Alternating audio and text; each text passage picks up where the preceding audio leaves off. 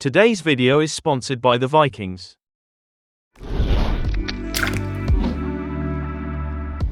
Open your clip in the Fusion page, and add a merge node.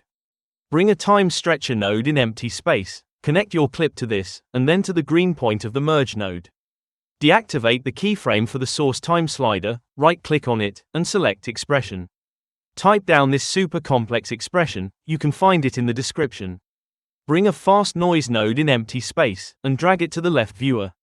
Increase the contrast slider, and the sieve rate slider. Go to the color tab, and increase the alpha slider for the first color. Add a mosaic blur after the fast noise. Bring down the pixel frequency roughly around 4, and bring down the aliasing slider all the way. Open the advanced controls, and adjust the aspect slider to your liking. Add a brightness and contrast node after, increase the contrast slider, and bring down the gamma slider. Copy and paste the time stretcher node, and connect the contrast to this second one. For this one, set the interpolation mode to nearest. Add a bitmap node in empty space, and change the channel to luminance. Connect the second time stretcher node to the yellow point of the bitmap, and then to the blue point of the merge node. Select the merge node and increase the size slider.